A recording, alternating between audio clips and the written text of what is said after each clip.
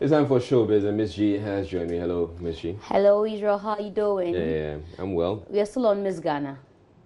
We are. Yeah, we're still on Miss Ghana. So there's a lot happening in the banking sector today. I don't know if we have that same contagion in the showbiz. Well, you know that there's a lot happening in showbiz as well, and before the news about the finance sector began today, it's been Miss Ghana all through this week. Okay, so now the newest development is that we tried reaching the member on the committee that speaks for the gender ministry. Okay, so I hear there's a committee in Parliament that oversees issues of gender, and one of the people we got to speak to was a member of Parliament for Dying constituency, North Dying constituency, Jocelyn Tete, and amazingly, she doesn't seem to have words in favor of Margaret. Oh, really? Yes, Rather. yes.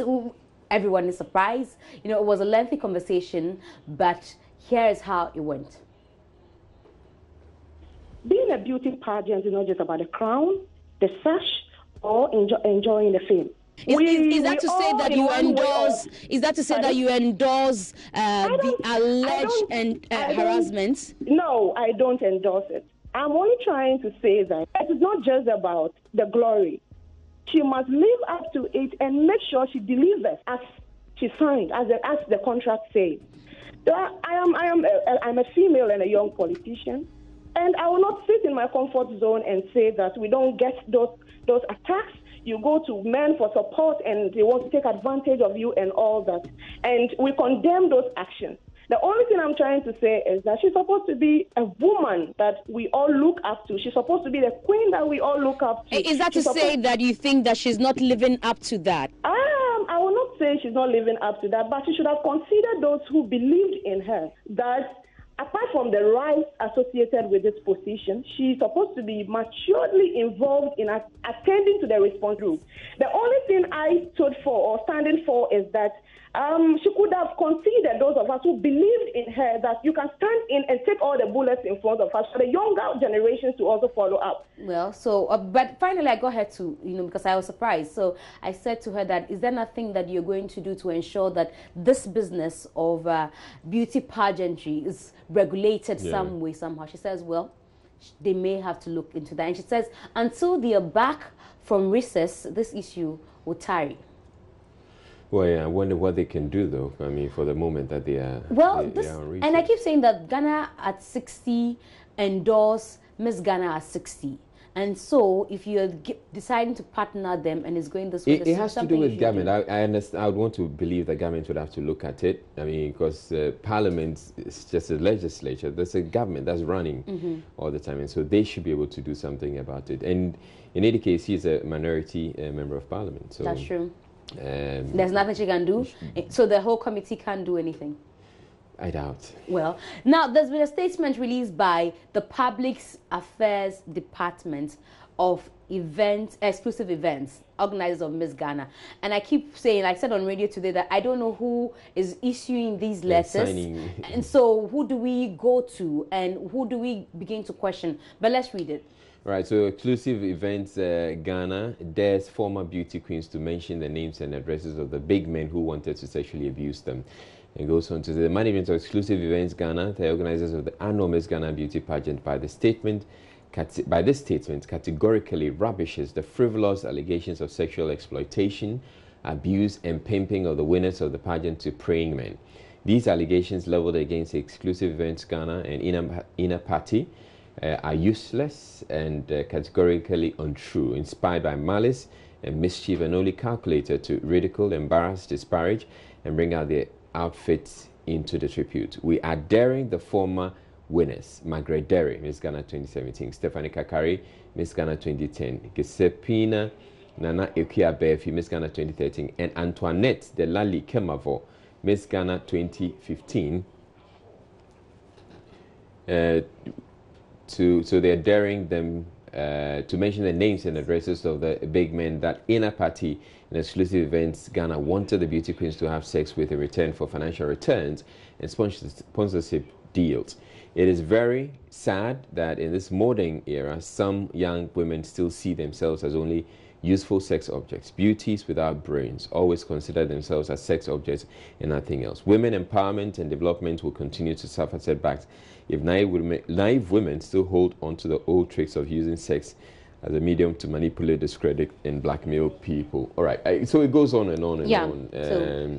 I believe we should be able to move on. Yeah, let's move on from this, but we're waiting to see what happens. Tomorrow is the launch, so everybody is anxious to see what will be said at the launch, if questions about these allegations will be responded to, or it's just that they're going to move on with the launch and, you know, have another event. But you're going to cover Definitely will be there. We have received invitations, so we'll be there to cover and ask the questions that matter. Now let's move on to talk about our own Adum Praise, which is happening this month, the 31st of August. We are having this year's Adum Praise, and it was launched today.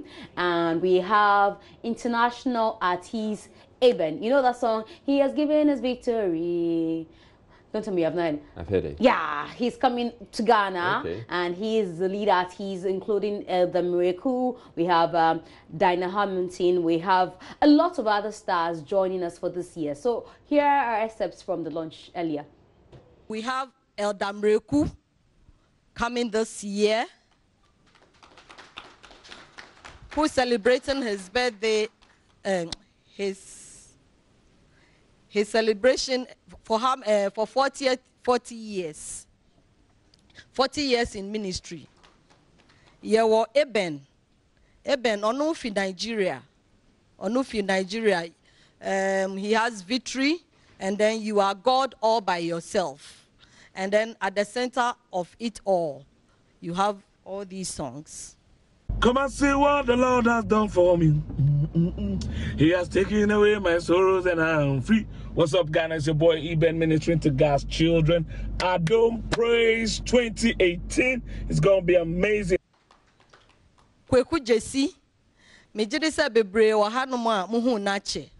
Come and experience him on the 31st. Dinah Hamilton, work in progress. Willie and Mike. And then our new baby, whose birthday is their second year, Multimedia Choir. They launched their new single today.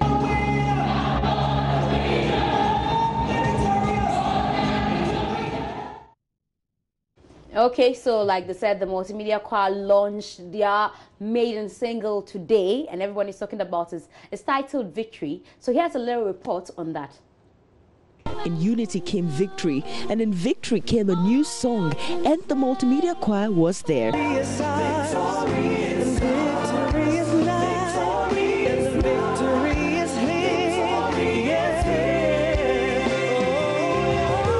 Their very maiden single, titled Victory, featuring Calvis Hammond and Omari Kisi, was birthed in a difficult period to uplift the brokenhearted and also thank God for His grace. At the point, I had the inspiration from Psalm 116, verses 3 and 4. It talks about the danger of death surrounding you, and David was speaking about it and how he called on God and how he got taken up. And through that, I said, look, we can keep on crying. We have cried a lot, but even in these times, we have to say thank you to God. And even when it's difficult, God will show us the way. The non-denominational Christian music group is largely made up of workers of the Multimedia Group in Accra. CEO of the group, Kwesi Chum, has been a staunch supporter of the choir from its inception and has had members sing at various company events. Jesus is our victory. Jesus is our victory.